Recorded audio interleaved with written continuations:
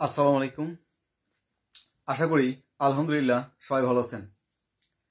আমি আজকে যে বিষয়টি নিয়ে আলোচনা করতে এসেছি এইটা মেইনলি প্রিলিতে কাজে লাগবে, রিটেনেও কাজে লাগতে পারে, তবে মেইনলি প্রিলিতে কাজে লাগবে। আজকের টপিক আলো। আলোর সিলেবাসে বলা আছে আলোর প্রকৃতি ও আলোক যন্ত্র সমূহ। আমরা আলোর প্রকৃতি সম্পর্কেও ক্লাস নিয়েছি। এখানে আলোর প্রতিসরণ, আলোর প্রতিফলন, আলোর পূর্ণ অভ্যন্তরীণ প্রতিফলন এই বিষয়গুলো নিয়ে আলোচনা করেছি। আমার লিখিত ক্লাসে একটা রেকর্ড দেওয়া আছে, সেটা দেখবেন বিচ্ছুরণের ঘটনা ব্যাখ্যা করা আছে, ওইটাও আলোর প্রকৃতির মধ্যে পড়ে। এখন আমরা আজকে আলোচনা করব আলোক যন্ত্রের একটা পার্ট, চোখের ত্রুটি। চোখের ত্রুটি, এই চোখের ত্রুটি এই টপিকটিতে ম্যাক্সিমাম স্টুডেন্টদের সমস্যা আছে। অনেক সময় ধরতে পারে না যে কোন কারণে কোন ত্রুটি বা কোন ত্রুটির জন্য কোন লেন্স। আমরা অল্প একটু দেখব, যতটুকু পারা যায় কম সময়ে ইনশাল্লাহ আমরা কিছুটা হলেও বোঝার চেষ্টা করবো ইনশাল্লাহ। প্রথমে আসি চোখের ত্রুটি কি। চোখের ত্রুটি কি? আমরা একটা বস্তুকে অনেক দূর থেকে দেখলাম। আমরা একটা বস্তুকে অনেক দূরে যদি ধরা যায়, কোনো একটা বইয়ের পাতা যদি আমি একটু দূরে ধরি তাহলে আমাদের চোখে পড়ে না, কিন্তু এই বইয়ের পাতা যত কাছে আসবে আমি তত স্পষ্ট দেখব, যত কাছে আসবে আমি তত স্পষ্ট দেখব। নিয়ে আসতে আসতে একেবারে চোখের কাছে নিয়ে আসলে পারে এইটা স্পষ্ট দেখা যাবে না, আমার চোখে কষ্ট হবে দেখতে, আমার চোখে কি হবে, অসুবিধার সৃষ্টি করবে এই বস্তুটিকে দেখতে। তাহলে বিনা শ্রান্তিতে বিনা কষ্টে আমাদের চোখ মিনিমাম যে দূরত্ব দেখে তার নাম স্পষ্ট দর্শনের নিকটতম দূরত্ব। আমরা কম বেশি সবাই জানি এই নিকটতম দূরত্ব হলো 25 সেন্টিমিটার। 25 সেন্টিমিটার। তাহলে একটু বোর্ডে আঁকাই, তাহলে দেখতে পারি আমরা। আমি বললাম আমি এইখানে তাকায় আছি এইখান থেকে, আর বিনা কষ্টে বিনা শ্রান্তিতে আমার চোখ মিনিমাম এই দূরত্ব দেখে। কোন দূরত্ব দেখে? এই দূরত্বে। আমি বললাম এটা 25 সেন্টিমিটার। 25 সেন্টিমিটার বা 0.25 মিটার। এখান থেকে এইটুকুর দূরত্ব, এইটাকে বলে স্পষ্ট দর্শনের নিকটতম দূরত্ব। এইটাতে যদি আপনি খালি চোখে দেখেন তাহলে কোনো সমস্যা নেই, এইখানে যদি দেখেন আপনি। এখন চোখের ত্রুটি বলতে কোনটাকে বুঝবো আমরা? যেমন আমরা যদি আমাদের বাবা মার কথা চিন্তা করি, বা 40 বছরের পর বা আশেপাশে বা এর পর থেকে এই ব্যক্তিদের কথা যদি আমরা চিন্তা করি তাহলে কি ঘটনা ঘটে? ম্যাক্সিমাম চোখে চশমা দেয়।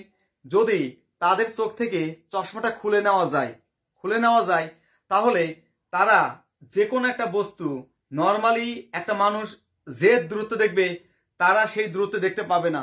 তারা হয় এই বস্তুকে একটু দূরে সরায় নেবে, কিংবা তার চোখটাকে একটু দূরে সরায় নেবে। এই দুইটার যে কোনো একটা কাজ করবে। কোন একটা বইয়ের পাতা তাদের চোখ থেকে চশমা খুলে যদি পড়তে দেন, তারা হয় বইয়ের পাতাটিকে তারা কি করবে, তারা কাছে নেবে নাকি দূরে নেবে? তারা বইয়ের পাতাটিকে নির্দিষ্ট যেখান থেকে দেখার কথা সেখান থেকে একটু দূরে নেবে, কিংবা তাদের মাথাকে একটু দূরে সরিয়ে নেবে। তার মানে আমাদের বাবা মারা যারা আছে তারা 25 সেন্টিমিটারে স্পষ্ট দেখে না, আমরা জাস্ট বোঝার সুবিধার্থে আমরা মনে রাখবো এই দূরত্ব 30 সেন্টিমিটার। কত সেন্টিমিটার? আসলে 30 সেন্টিমিটার আমি বলতেছি না, 30 সেন্টিমিটার, কিন্তু আমাদের বোঝার সুবিধার্থে আমরা মনে করব 30 সেন্টিমিটার। তার মানে কি, কিছু কিছু ব্যক্তি আছে যারা 25 সেন্টিমিটারে স্পষ্ট দেখে না, তারা একটু দূরের বস্তু স্পষ্ট দেখে। এখন আসি আমাদের কথা।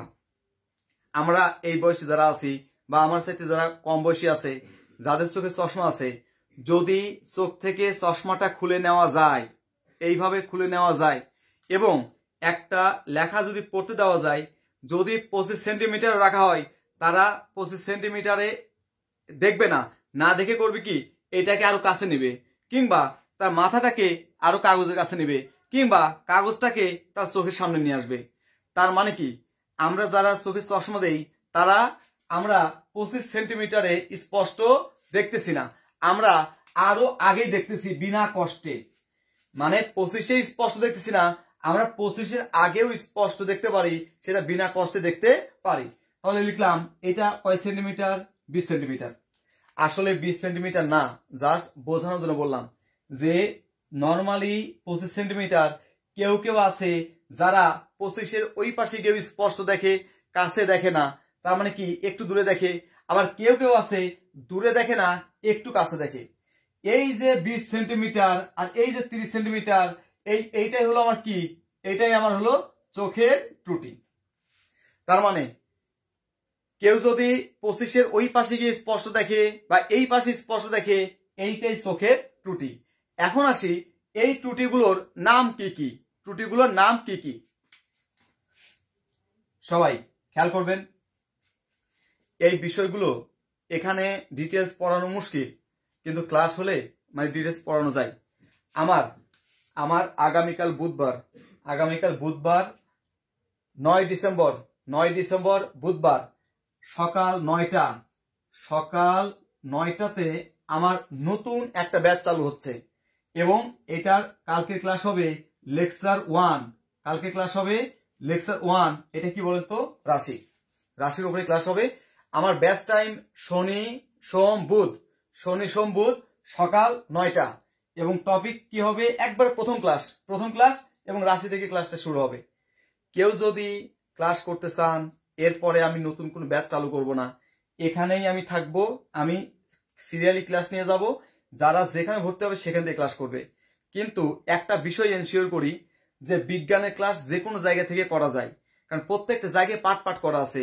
তো রাশির উপর 3টা ক্লাস, আলোর উপর 3টা ক্লাস, তাপের উপর 2টা ক্লাস, এই ক্লাসগুলো করলেও সমস্যা হবে না, যে কোনো জায়গা থেকে অনায়াসে করতে পারবেন।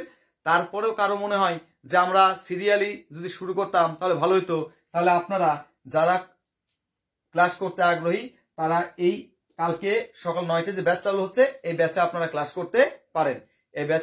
করতে পারেন। আগামীকাল সকাল 10টা 40 আমার রিটেন ক্লাস, চাইলে রিটেন ক্লাস অ্যাটেন্ড করতে পারেন। এখানে মাত্র 2টা ক্লাস হয়েছে। আমার আগামীকাল 3 নম্বর লেকচার হবে। আপনাদের পড়া ধরতে কোনো অসুবিধা হবে না। কেউ চাইলে রিটেন করতে পারেন, আবার কেউ চাইলে প্রিলি করতে পারেন। প্রিলি নতুন ব্যাচ শনি সোম বুধ সকাল 9টা, রাশি থেকে ক্লাস শুরু হবে আগামীকাল 9 ডিসেম্বর বুধবার সকাল 9টা, এবং 10টা 40 লিখিত ক্লাস হবে। এটাও আপনি অ্যাটেন্ড করতে পারেন, কিন্তু ফ্রি ক্লাস হবে না। আপনি এই ক্লাসটা দেখে বুঝবেন যে আমি কেমন পড়াই। এখন আসি, আমার পড়ানোর একটা বৈশিষ্ট্য আছে, সেটা হলো আমি ইমিডিয়েট বই দিয়ে দেব। আমার লেকচার শিটের উপর পরিপূর্ণ বই পাবেন, একেবারে পরিপূর্ণ বই। এই বইয়ের বাইরে আপনাকে কিছু পড়তে হবে না, কোনো যে কিছু দেখতে হবে না। প্রিলি এবং রিটেন দুইটাতেই বই পাবেন। সবাই খেয়াল করি, এইটা আমার 20 সেন্টিমিটার, এইটা আমার 30 সেন্টিমিটার। নর্মাল সেন্সে চিন্তা করেন, যারা এই 25 সেন্টিমিটার থেকে টান দিয়ে দূরে নিয়ে যাচ্ছে, কেন দূরে নিচ্ছে? তার মানে কি, তারা কাছের বস্তুটাকে স্পষ্ট দেখে না। আবার যারা এই 25 সেন্টিমিটার থেকে আরো কাছে আসতেছে, তার মানে কি, তারা একটু দূরের বস্তু স্পষ্ট দেখে না। দেখেন, এই ত্রুটির আমি প্রথমে বলবো বৈশিষ্ট্যটা কি। সবাই খেয়াল করবেন, এই ত্রুটির বৈশিষ্ট্য কি? এই ত্রুটির বৈশিষ্ট্য, এরা একটু কাছের, এই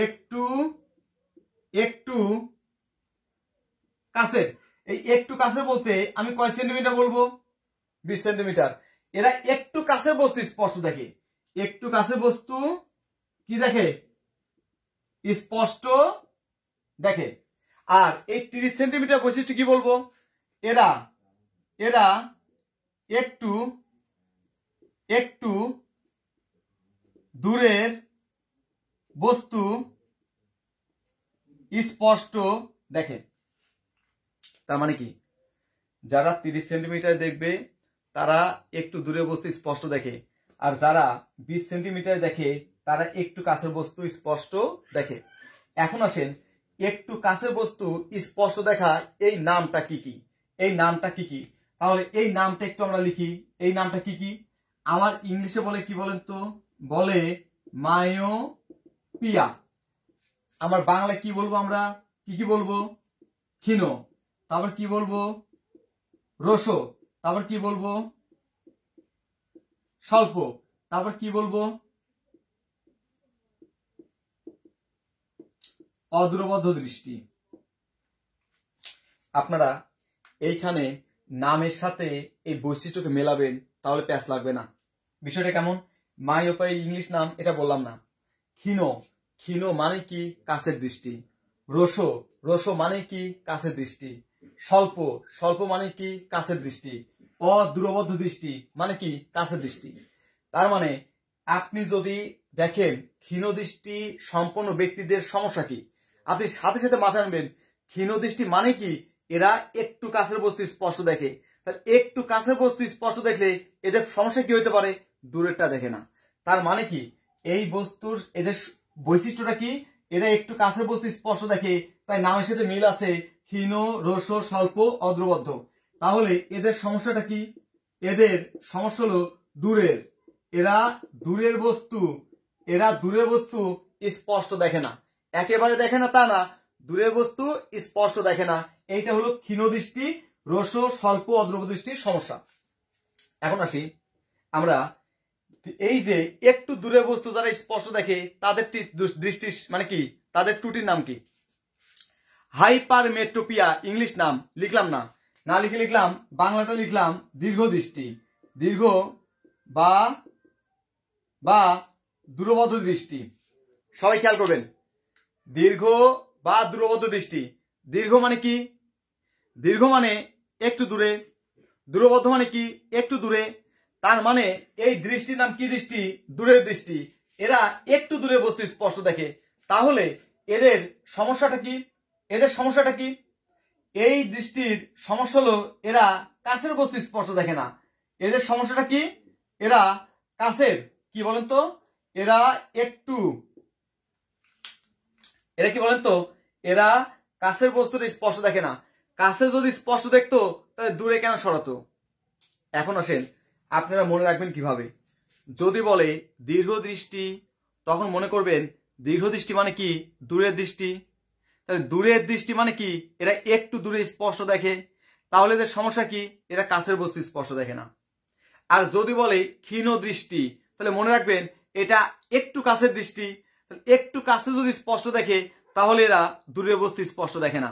তাহলে আমরা মনে রাখবো দূরের বস্তু স্পষ্ট দেখে না, এই ত্রুটির নাম কি? ক্ষীণ দৃষ্টি, রোসো, স্বল্প, অদূরবদ্ধ বা মায়োপিয়া।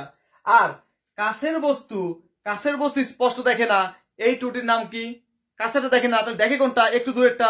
দীর্ঘ, দূরবদ্ধ, এগুলো আমরা মনে রাখবো। তাহলে দূরের বস্তু দেখতে পায় না, এই ত্রুটির নাম এইটা। আর কাছের বস্তু দেখতে পায় না, এই ত্রুটির নাম এইটা। এখন আসেন এদের জন্য সমাধানটা কি?